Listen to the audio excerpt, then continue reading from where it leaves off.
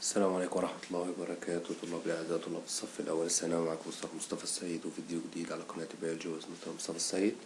وإن شاء الله النهاردة هحاول أحل لكم الموديل إكزامز الموجودة في كتاب المعاصر، وإن شاء الله أحاول أخلص لكم جزء كبير منها.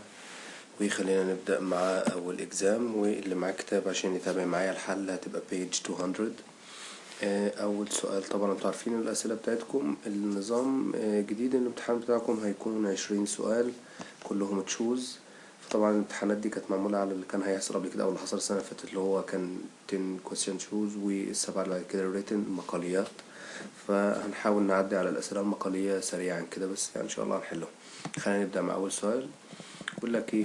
The opposite graph illustrates two energy stored molecule in two cells A and B. Which of the following express this graph؟ حلو. أبدأ أنا أبص على الجراف قدامي. أول حاجة عندي two molecules two cells، cell A و cell B. أول حاجة بيقول لك إنه cell A فيها starch وفيها شوية جلوكوز، جميل، بس ستارش كتير، حلو. تاني سيل فيها جلايكوجين كتير، وفيها برضو جلوكوز بس كتير برضو، حلو أوي. بسم الله الرحمن الرحيم. لما تيجي تبص كده، اي سيل في الدنيا بيبقى موجود فيها الستارش باسمه كده وباسم ستارش، فاحنا بنتكلم على بلانت سيل. طيب الجلايكوجين يبقى احنا بنتكلم على اليمنت او هيومن، خلاص يبقى هي الاجابه واضحه مش محتاجه حاجه. فبيقول لك ايه؟ الكويستشن كتيره عشان بس ننجز. طبعا بيقول لك the graph A represent a plant cell and the graph B represent a muscular cell، او ممكن نقول عليها liver cell. بس طبعا عندك كاتب لك واحد، فهتبقى الاجابه كويستشن 1 هتبقى اجابته دي. question 2 بيقول لك ايه؟ which of the following can be seen by the light microscope؟ مين اللي تقدر تشوفه باللايت مايكروسكوب؟ حلو قوي. خلينا نشوف. اولا البكتيريال سيل، ولا الفيروس، ولا نيوكلير بورز ان بلانت سيل، ولا الانترال ستراكشر اوف ميتوكوندريا ان ان انيمال سيل؟ اولا كل ده وده وده هي ديتيلز كبيره جدا. طيب وانت عشان تشوف الديتيلز ما انتش محتاج اللايت مايكروسكوب او الكومباوند مايكروسكوب العادي، لا ده انت محتاج مين؟ الالكترون مايكروسكوب. طيب امال ليه انا هختار اجابه السؤال هتبقى البكتيريا؟ لان البكتيريا سيل هي اكبر كتير جدا من الفيروس سيل، فبالتالي انا بسهوله ممكن اشوفها تحت الميكروسكوب، فهتبقى اجابه السؤال question 2 هتبقى اجابته ايه؟ bacterial cell. question 3 بيقول لك plasma membrane is similar to the nuclear membrane in، يعني plasma membrane شبه النيوكلير membrane في ايه؟ both of them consist of two layers. okay. both of them are characterized by the selective permeability. both of them have passage. both of them separate between the cell content and the surrounding medium. اولا ناخدهم بقى بالترتيب. طبعا اللي بيعمل separation هو البلازما ممبرين مش نيوكلير ممبرين، دي اول حاجه. تاني حاجه both of them have passages، لا طبعا لانه البلازما ممبرين بس كل اللي بيعمل فيه ان هو اللي عنده الباسج، النيوكلير ممبرين ما عندوش باسج.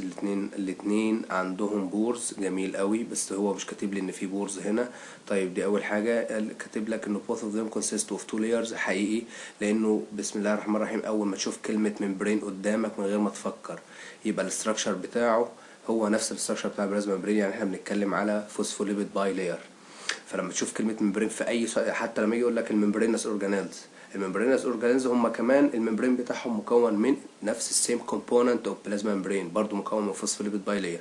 علشان كده بيقول لك انه السولفنت بتاع الليبيدز بتاثر فيها افكتد ده اورجانيلز الممبرينس اورجانيلز. فطبعا question 3 هتبقى اجابته both of them consist of two layers. question 4 double graph illustrate the effect of temperature on the activity of an enzyme. What happened for this enzyme at point X؟ طيب بص يا سيدي، لو انت بصيت على الانزيم عند اكس، اولا نشوف الاوبتيمم تمبريتشر بتاعته هنا، بعدين نزل وقف. طيب هو بيقف امتى؟ بيقف انه اكيد حاجه. طبعا انت خدت لما بنعمل increasing للتمبريتشر عن الاوبتيمم تمبريتشر بيحصل decreasing الاكشن تيل ستوب. ده ليه؟ لانه النيتشر بتاعته اتغيرت. فبالتالي لما تيجي تبص على السؤال question 4 هتبقى الإجابة عندك the nature of enzyme is changed and its activity stop. حقيقي، لأن هو وقف. طالما هو وصل هنا البوينت دي يبقى هو وقف ليها بوينت اكس، فبالتالي هو وقف ليه؟ لأنه النيتشر بتاعته اتغيرت، الستراكشر بتاعه اتغير. طيب يبقى إجابة السؤال 4 هتبقى A. question 5 بيقول لك ايه؟ which statement doesn't agree with the cell theory؟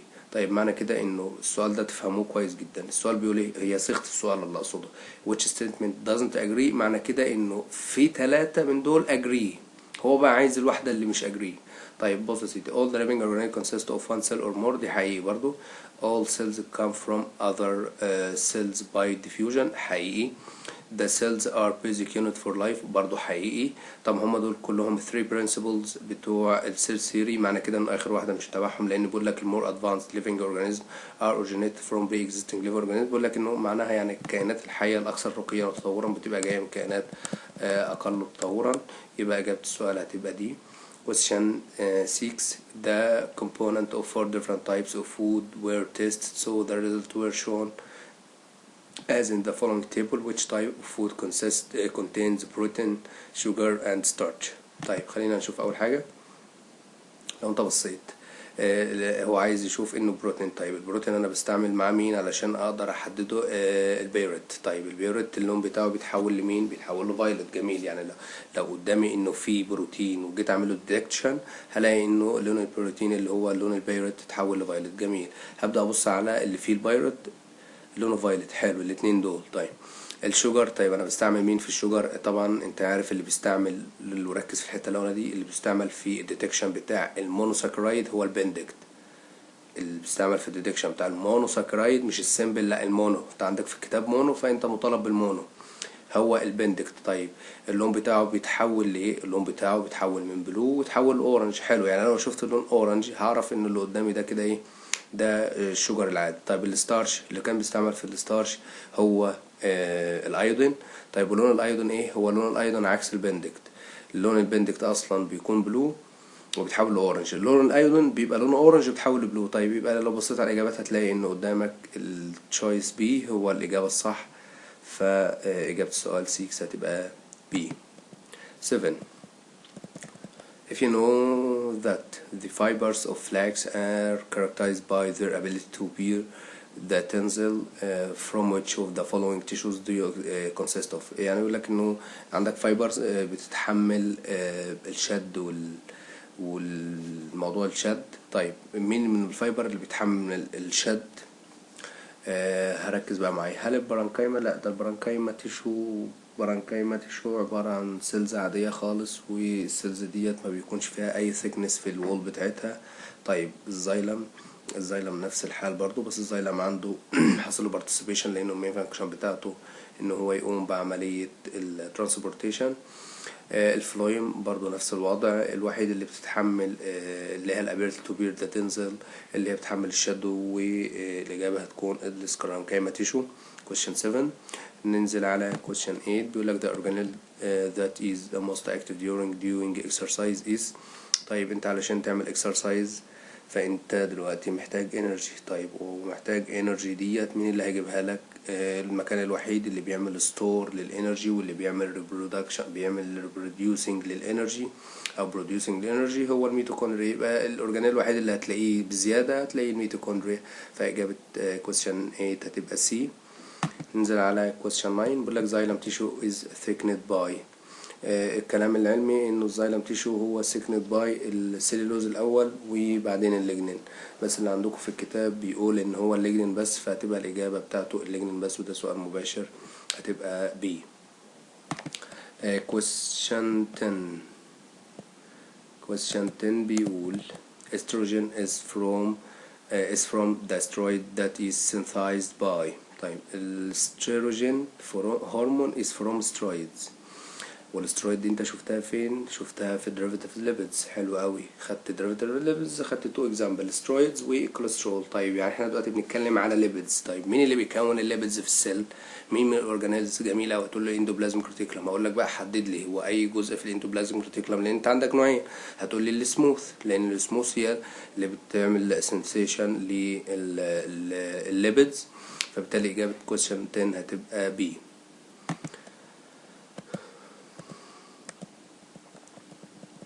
طبعا question 11 بيقول لك it's advised by reducing the eating of carbohydrate to decrease the weight. انه انت علشان تعمل حمية وتقلل الوزن بتاعك تعمل ايه؟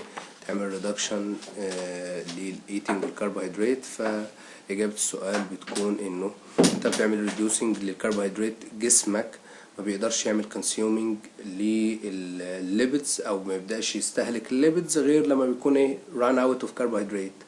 فانت دلوقتي كأنك بتعمل اجبار لجسمك على انه يستهلك الكربوهيدرات. طيب بيقول لك what is the difference between chromatid and chromatin. chromatid بيبقى واخد الروت شيب وهو عبارة عن one strand of DNA، لكن الكروماتين هي عبارة عن مايكروفيلامنت وبتكون تانجلد. وطبعا الاختلاف في الاتنين ان الاتنين كلهم لو احنا بنتكلم في السيميلاريتيز الاتنين composed of او مكونين من البروتين والدي ان ايه، لكن طبعا هما بيختلفوا according to the phase of the cell. طبعا دي المفروض عارفينها من السنة اللي فاتت. Question 13 بيقول لك what are the elements that may be found in protein and not found in carbohydrate. ركز بقى معايا. الكربوهيدرات انت خدت 4 example على المايكرو موليكيولز، بص يا سيدي، او البوليمرز يعني. خدت عندك من اول الكربوهيدرات وبعدين الليبيد وبعدين البروتين وبعدين النيوكليك اسيد، كلهم الاساس الاليمنت اللي مكوناهم كربون هيدروجين اكسجين. فاحنا دلوقتي بنتكلم على انه ده الاساس فيهم الثلاثه. اي زيادات بقى المفروض انه انت درستها. طيب البروتين كان ايه الزياده عند البروتينز؟ البروتين كان الزياده عندها الا وهو النيتروجين. يعني انت رجعت تاني كده للستراكشر بتاع الامينو اسيد، تكتشف ان الستراكشر بتاعه فيه كربون فيه هيدروجين فيه الكايل جروب، والالكايل جروب كومبوزد اوف مش عليكم برضو كربون وهيدروجين. هي الكايل جروب هي ده تركيبها، الستراكشر بتاعها ان هي كربون وهيدروجين على حسب النمبر بقى. وبعدين عندك كربوكسيل جروب اللي هي COOH. وركز بقى معايا في الجديده الامينو جروب. الامينو جروب عباره عن H2، فمين الاليمنت اللي جه زياده؟ هيبقى النيتروجين، ودي اجابه question 13 هتبقى النيتروجين طبعا.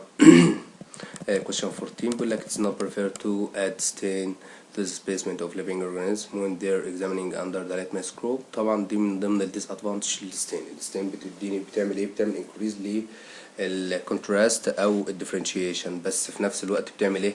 kill the living organism. فهي دي العيب. فعشان كده بقول لك انه ليه لا يفضل ان انا اصبغ العينه بالستين because it kill the living organism او السبيسمن.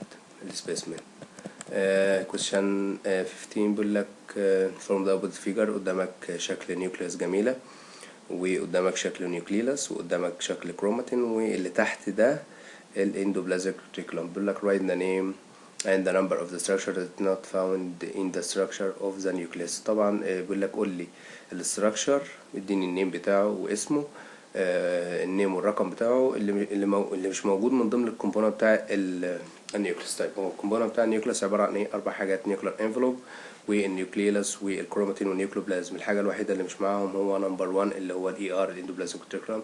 what is the relationship between the number of structure number 3 and the building of the enzymes. structure of 3 اللي هو نتكلم على النيوكليلس، والنيوكليلس هي بتلعب لي دور اساسي ورئيسي play an important role in synthesize ribosome. which ribosome؟ اي بروتين في السيل محتاجاه الريبوسوم اللي بيعمله. يبقى اما يقول لك ايه علاقه بارت 3 بارت 3 يبقى نيوكليلس. طيب بارت 3 بيكون مين؟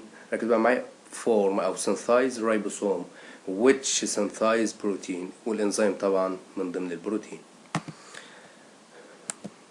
question 16 دي of the graph illustrate the relation between the two different enzyme A and B and pH value. فاحنا دلوقتي بنتكلم على عندنا two enzymes واحد وواحد، وبيقول لك انه conclude the pH value at which two enzyme A and B are most active. بص يا سيدي لما يجي لك جراف زي ده هتيجي عند اعلى نقطة في المنحنى الجميل وتقف عندها. حلو، وقفت اهو، وبعدين بالمسطرة الجميلة بتاعتك وتروح نازل اهو. المكان انت نزلت عليه هو ده المكان اللي بيسموه الاوبتيمم بي اتش، او لو سألك على التمبريتشر فهو الاوبتيمم تمبريتشر. فالمكان اللي نزل عليه انزيم A بيشتغل موست اكتيف عند 3.5، لكن B بيشتغل عند 8.5 approximately. we explain your answer طبعا because the action of the enzyme become most active at 3.5 وهنا at 8. حلو. question 17 وننهي الفيديو ان شاء الله. بيقول لك choose the nameless word then mention what length the rest. عندك companion cell vessel tracheid parenchyma cell. فانت لو بصيت هتكتشف ان الكومبانيون سيل مش موجودة من ضمن الباقيين، لانه الفيزل والتراكيد والبرانكايما هم مكونين للمين كومبوننت اوف زايلم، لكن دي من ضمن المين كومبوننت بتاعت الفلاين، فهي دي الانيمالس وورد. وكده بكون خلصت لكم موديل نمبر 1، وان شاء الله انتظروا فيديوهات جديدة، والسلام عليكم ورحمة الله وبركاته.